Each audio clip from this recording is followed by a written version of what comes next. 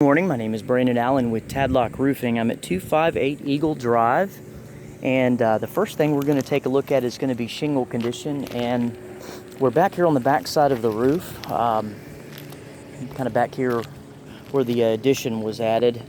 And you can see if we look at the shingle, we've got a dimensional shingle.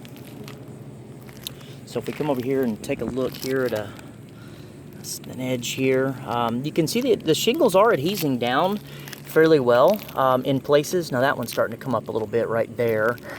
If we look at flexibility, there is flexibility left in the shingles, which is good.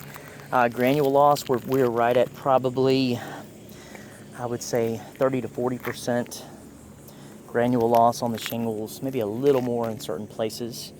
However, what I'm seeing is an exorbitant amount of curling. That's where the shingles are starting to draw up, and I'm seeing that in many places, and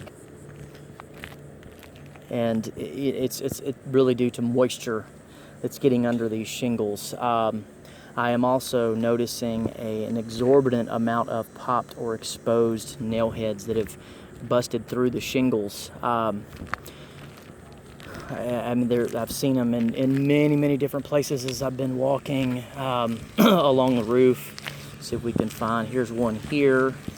You can see it right there. There's just a lot of them all over the roof in different places. Coming over here, there's a bunch that I saw kind of down this valley. Here's another one here. There's they're in different places. As I walked, I've seen them, and I'd probably counted anywhere from 30 to 40 total as I've been walking the whole roof. Another part of the problem, you've got the valley is this valley right here. All the valleys they're laced together where the shingles run through instead of cut. Now, there's really no right or wrong way to do that. However, as the shingles age and start to curl like they are, you can start to get water underneath and test the underlayment that was used in the valley when you have them laced versus cut. But this is over the garage here, and this is a big part of the problem here. You can see, again, a couple pop nails, and right in here we have a dead valley, which you can see it kind of planes out into a flat area and creates this just water trough right here.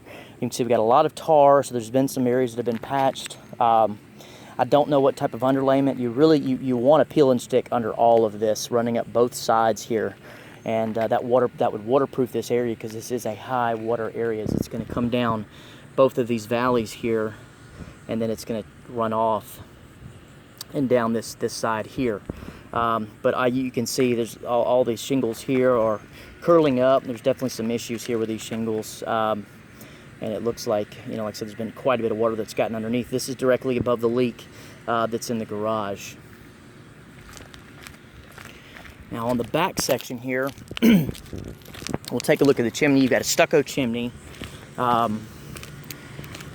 It's roughly about 3 feet, a little over 3 feet wide. It is by code greater than 30 inches, so there should have been a cricket installed or a water diverter behind the chimney, and that's a big part of the problem. There was not one, so any water debris is going to hit and just sit and pool back here behind this chimney, and of course cause problems. This is probably a big part of the leak in the back part of the house that you're having, over kind of in the back where we transition to the new addition, and over that bathroom. It's probably the flashing and the lack of a cricket behind this chimney, which has allowed the water to get down. And you can see we've got a bunch of tar down the valley, but like I said, we would install, even at a repair or re-roof scenario, by code you have to have a cricket installed, so we would go ahead and put one in here, and that'll send that water around, and then a reflash on the chimney as well.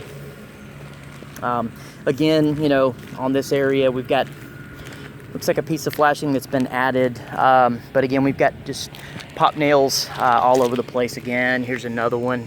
Again, as I walk the roof, I'm seeing them all over. Like I said, I counted close to 30 or 40. See, here's another one here and another one there. So Again, my name is Brandon with Tadlock Roofing. Thank you.